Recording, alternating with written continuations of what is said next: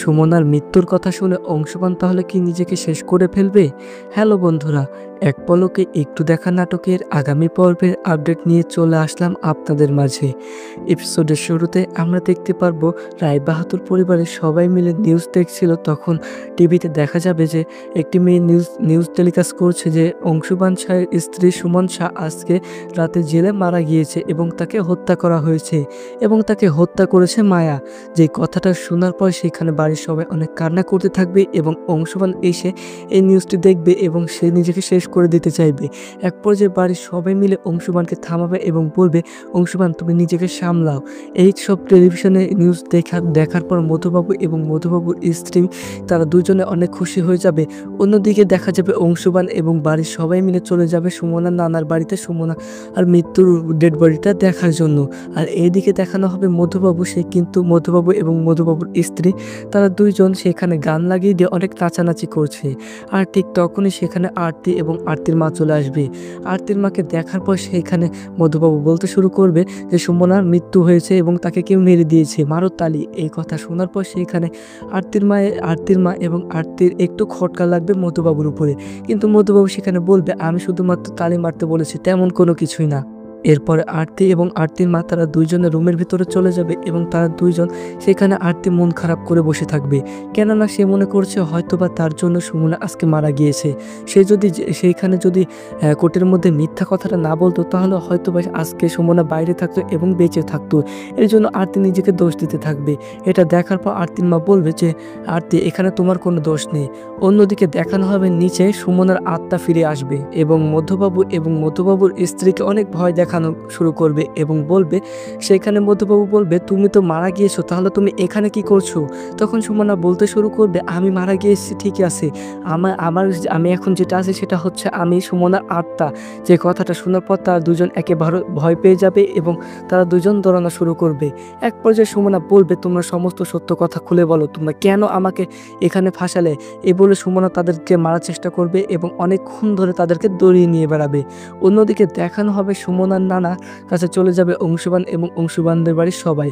সেইখানে নিচে পড়ে থাকবে সুমনার ডেড বডি। যখন অংশমান সুমনাকে দেখার জন্য সামনের দিকে আগাইতে যাবে ঠিক তখনই সেখানে সুমনার নানা বলবে, তো অংশমান বাবু আপনি যদি একটু সুমনার দিকে এগিয়ে আসুন তাহলে আমি এই তলোয়ার দিয়ে আপনাকে একেবারে শেষ করে ফেলবো। এই কথা শোনার পর সেখানে অংশমান বলবে, যদি সুমনায় বেঁচে না থাকে তাহলে আমি বেঁচে থেকে কি করব? আপনার যেইটা ভালো মনে হয় আপনি সেইটা করেন, কিন্তু আমি সুমনাকে সাথে দেখা করবই। কিন্তু সেইখানে কিন্তু সুমনার নানা কিছুতেই অংশমানকে সুমনার সাথে দেখা করতে দিবে না এবং কেউ তাকে দেখতে দিবে না। এক পর্যায়ে সেখানে অংশমান আবারও যাওয়ার চেষ্টা করবে সুমনার কাছে। তখনও সেইখানে সুমনার নানা বলবে, আচ্ছা ঠিক আছে আমি আপনাকে মারবো না, আপনি যদি সুমনার দিকে আর একবার এগিয়ে আসেন তাহলে আমি আমার এই তলোয়ার দিয়ে নিজেকে শেষ করে ফেলবো।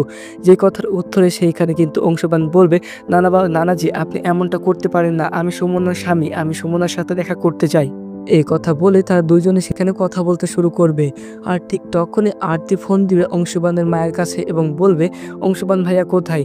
তখন সেখানে অংশবানের মা বলবে আমার পাশে আছে। তখন আরতি বলবে আপনি প্লিজ এই ফোনটি অংশবান ভাইয়াকে দেন।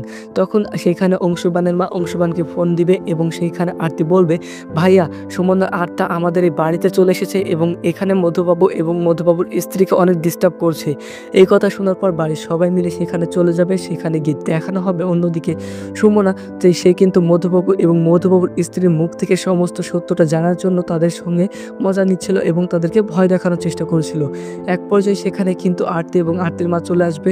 সুমনা তার নিজের হাত দিয়ে একটু নিঃশ্বাস ছেড়বে এবং ফু দিবে, যার কারণে আরতির মা এর পাশে আগুন ধরে যাবে এবং তারা মনে করবে হয়তো বা সুমনার আত্মা এটা। আর অন্যদিকে দেখানো হবে যখন আরতির মাকে উদ্ধার করতে যাবে মধুবাবু ফেমিকলে আঠা দিয়ে পা লেগে যাবে, কিন্তু মধুবাবু এবং মধুবাবুর স্ত্রী আর সেখান থেকে নড়াচড়া করতে পারবে না এবং তারা বিশ্বাস করে নিবে এটা হচ্ছে সুমনার আত্মা। এরপরে সেখানে সুমনা বলতে শুরু করবে যে আমি নিজে কোনো ক্ষতি করিনি, তারপরে তোমরা আমাকে জেলের মধ্য দিয়ে শাস্তি দেয়ালে সবার সামনে সমস্ত সত্যটা প্রমাণ করে দাও। এরপরে সুমনা সেখানে বলতে শুরু করবে, আমি কোনো রকম দোষ না করেও তোমরা আমাকে জেলের মধ্যে ফাঁসিয়ে দিয়েছো এবং আজকে তোমরা বাড়ির সবার সামনে সমস্ত সত্যটা বলে দাও এবং প্রমাণ করে দাও, তা না হলে আমি তোমাদের দুজনকে একেবারে শেষ করে ফেলবো। এই কথা শোনার পর সেখানে মধুবাবু বলতে শুরু করবে, আমি মেরেছিলাম সুমনার, আজ থেকে 20 বছর আগে আমি সুমনার বাবা মাকে মেরে ফেলেছিলাম, এমনকি আমি মিথিলেশ বাবুকেও মারার চেষ্টা করেছিলাম, কিন্তু সেখানে সুমনা আসে এবং মিথিলেশ বাবুকে বাঁচিয়ে নেয়। এমনকি আমি চেষ্টা করেছিলাম এবং আমি সুমনাকে জেলের মধ্যে পাঠিয়েছিলাম, কেননা সুমনাকে আমি যদি জেলের মধ্যে পাঠিয়ে দিই তাহলে রায়বাহাদুর পরিবারের সমস্ত মেম্বারকে আমি মেরে ফেলতে পারবো এবং রায়বাহাদুর পরিবারের সমস্ত যদি মানুষটা আমি মেরে ফেলি তাহলে আমি এই রায়বাহাদুর পরিবারের সমস্ত সম্পত্তির মালিক হয়ে যাব। এই সব কিছু প্ল্যান ছিল আমার এবং আমাকে এই সব কিছু প্ল্যানের মধ্যে হেল্প করতো মায়া এবং সব কিছু আমার স্ত্রী আমাকে হেল্প করতো। যে কথাগুলো শোনার পর বাড়ির সবাই মধুবাবুর ওপর অনেক রেগে যাবে। এক পর্যায়ে সেখানে নানাবাবু চলে আসবে কিছু পুলিশ নিয়ে এবং বলবে, আপনার অবাক হচ্ছেন তাই না? হ্যাঁ, অবাক হওয়াটারই বিষয়, কেননা আমার সুমনা কোনো ভুল করেনি, তারপরেও আপনারা আমার সুমনাকে জেলে বন্দি করেছিলেন। আর এইসব প্ল্যানের পিছনে ছিল আঁচল নাকি সুমনাকে সব ক্ষেত্রে হেল্প করেছিল। এইসব হওয়ার পর সেখানে কিন্তু অংশুমান প্রশ্ন করবে যে ইনারা যে আগুন ধরে গেল এটা কিভাবে? তখন সুমনা বলবে, আঁচল কিছুক্ষণ আগে সেখানে তেল ছিটিয়ে দিয়েছিল, যার কারণে সেখানে গিয়ে যখন আরতি এবং আরতির মা দাঁড়িয়ে পড়ে সেখানে আঁচল একটি ম্যাচের কাঠি ফেলে দিয়েছিল, যার কারণে সেখানে আগুন ধরে যায়। এরপরে অংশুমান প্রশ্ন করবে, তাহলে যে মধুবাবু এবং মধুবাবুর স্ত্রী একেবারে মাটির থেকে পা উঠছিলেন না উপরের দিকে, এটা কিভাবে হলো? তখন সেখানে সুমনা বলবে, এটার পিছনে কারণ রয়েছে। আগে আঁচল সেখানে ফেমিকল ছিটে দিয়েছিল এবং যার কারণে তাদের পা সেখানে আটকে গিয়েছিল।